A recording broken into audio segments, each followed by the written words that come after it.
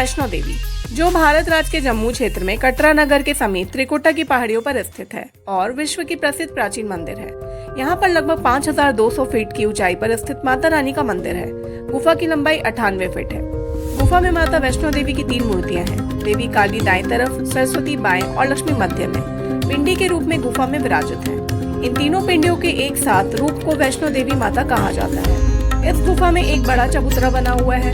इस चबूतरे पर माता का आसन है, जहां देवी त्रिकुटा अपनी माताओं के साथ विराजमान है। यह वही स्थान है जहां माता ने भैरवनाथ का वध किया था और गुफा के समक्ष भैरव का शरीर मौजूद है और उसका सिर उड़कर 3 किलोमीटर दूर भैरव घाटी में चला गया और शरीर यहाँ रह गया। जिस स्थान पर सिर गिरा, आज उस स्थान को भैरवनाथ के मंदिर के नाम से जाना जाता है। कटरा से ही वैष्णो देवी की पैदल चढ़ाई शुरू हो जाती है। करीब 13 किलोमीटर पर भवन और भैरव मंदिर की दूरी 14.5 किलोमीटर तक है। ऐसा कहा जाता है कि वैष्णो देवी मंदिर का निर्माण लगभग 700 साल पहले एक ब्राह्मण पुजारी पंडित श्रीधर द्वारा किया गया था और वे बहुत ज्यादा गरीब थे। उनके मन में माँ वैष्णो देवी के लिए बहुत ज्यादा भक्ति थी और वहाँ निसंतान होने से दुखी रहते थे। एक दिन उन्हें नवरात्रि पूजन के लिए कुंवारी कन्याओं को बुलाया। माँ वैष्णो देवी कन्या के वेश में उनके बीच आ बैठी। पूजा के बाद सभी कन्याएं तो चली गई, पर माँ वैष्णो देवी वहीं रही और श्रीधर से बोली, सबको अपने घर भंडारे का निमंत्रण दे आओ। श्रीधर ने उस दिव्य कन्या की बात मान ली और आसपास के गांव में भंडारे का न्योता दे आए। वहां से लौटकर आते समय गुरु गोरखनाथ व उनके अन्य शिष्य बाबा भैरवनाथ जी के साथ उनके दूसरे शिष्यों को भी भोजन का निमंत्रण दिया।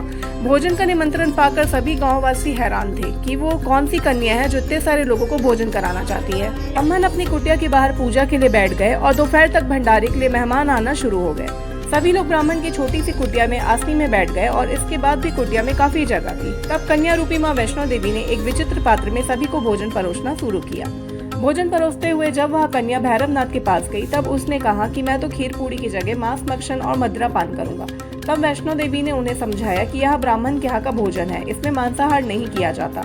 किंतु भैरवनाथ जानबूझकर अपनी बात पर अड़े रहे। जब भैरवनाथ ने उस कन्या को पकड़ना चाहा, तब माँ ने उसकी कपट को जान लिया। माँ वायु रूप में बदलकर त्रिकुट पर्वत की ओर उड़ चली। भैरवनाथ भी उसके पीछे गए। माना जाता है कि माँ की रक्षा के लिए पवन पुत्र हनुमान जी उनके साथ थे।